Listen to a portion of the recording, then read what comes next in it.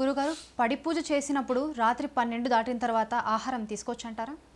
పడి పూజ చేసినప్పుడు ఒక్కొక్కసారి 12 దాటుతుంది కదండి, ఆహారం తీసుకొచ్చి అది మరుసటి రోజు కింద వచ్చేస్తుంది కదా అని చెప్పి ఒక ప్రశ్న ఉంది. పాశ్చాత్య దేశంలో మాత్రమే 12 దాటిన తర్వాత నెక్స్ట్ డే.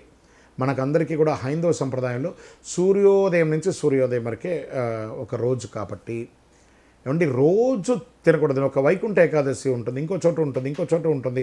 అప్పుడంతా మనం మేల్కొంటాం కదా. ఒక అద్భుతమైనటువంటి పూజలు అవన్నీ పునస్కారాలన్నీ చూసేటప్పుడు కొంచెం ఒకవేళ పొరపాటుగా 12 దాటిందంటే స్వామివారు ఆరగించిన ప్రసాదం కాబట్టి ఆరగించిన ప్రసాదాన్ని కొంచెం ప్రసాదంగా తీసుకోండి. అందుకని కుంభాలు మెక్కకూడదు.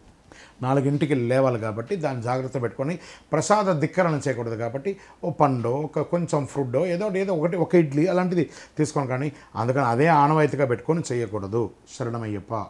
గురుగారు కన్యస్వాములు సరంగుత్తిలో బాణాలను ఎందుకు గుచ్చుతారు? ఈ సరణ్ కుత్తి వీళ్ళందరూ పెద్ద పాదం చేస్తూ ఉంటారు చూసారు. ఎందుకు ఆ బాణాలు అక్కడ గుచ్చుతారంటే వీళ్ళు నడిచిపోయే దారిలో పాములు ఈ కీటకాలు ఏమైనా వస్తే ఆ కుత్తితో ఆ కర్రతో ఇలా తీసి పడేయడానికి ఒక సరంగుత్తి అనేది ఇస్తారు. దాని తర్వాత కన్యస్వాములు అందరూ తీసుకొచ్చి నేను క్షేమంగా స్వామివారి సన్నిధానానికి వచ్చేసానని చెప్పి ఆ గుచ్చడాన్ని సరణ్ కుత్తి అంటే గుచ్చడం అని అంటారు. దీన్ని కన్యస్వాములు గుచ్చారని చూస్తారు. మాళగేపురత్తమ్మ వారు మకర సంక్రాంతి రోజు ఆభరణాలు వేసుకొని సరణ్ దగ్గర వచ్చి కన్యస్వాములు వచ్చారో లేదని చూసి వెళ్ళే ఒక గుర్తు కోసం ఉన్నది సరణ్ కుత్తి అంటారు. శరణమయ్యప్ప. గురుగారు శబరిమలలో ఉన్న అళుదా నది విశిష్టత ఏమిటి? శబరి యాత్రలో ఉన్న అళుదా నది అంటే ఏంటి, దాని విశిష్టత ఏంటంటే అళుదాళ్ అంటే ఏడ్చింది అని. మగిషిని సంహరించేటప్పుడు ఘోషస్పతి శాస్త్రగా స్వామివారు ఆ మగిషి మీద నర్తనమాడతారు ఎక్కి. ఆ నొప్పి ఘోష అంటే తట్టుకోలేకుండా ఆ ఘోషను తట్టుకోలేకుండా ఏడుస్తూ కన్నీరు వస్తుంది చూసారా. ఆ కన్నీరు మగిషి యొక్క కన్నీరే అళుదా నది అంటారు. వెంటనే ఈ మగిషిభూత శరీర ఉక్షేపకృతాయ నమః. మగిషి శరీరం చంపిన తర్వాత భూమి కనబడకుండా సూర్యచంద్రులు కనబడకుండా చీకటి అయిపోయిందట.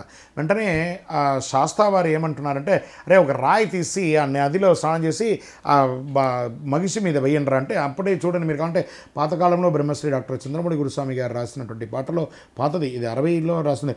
అళుదా నదిలో మునిగి 2 రాళ్ళను చేతితో తీసి నిండు భక్తితో గుట్టపై ఉంచి అంటే అళుదా నదిలో ఉన్నటువంటి 2 రాళ్ళు స్నానం చేసి 2 రాళ్ళు తీసుకు మగిషి అనే రాక్షసి స్వామి ఆ నాలో ఉన్నటువంటి కామక్రోధ లోభమోగ మాస్యం అనే యొక్క రాక్షసత్వాన్నింటినీ రాళ్ల ద్వారా వేసి అక్కడ నేను కొట్టేస్తున్నానని చెప్పి యొక్క ఆనవాయితీ ఇది అళుదా. ఈ అళుదా నది అంత విశిష్టత వనయాత్రలో ఒక రకంగా ఉన్నటువంటి నదియే అళుదా నది. శరణమయ్యప్ప.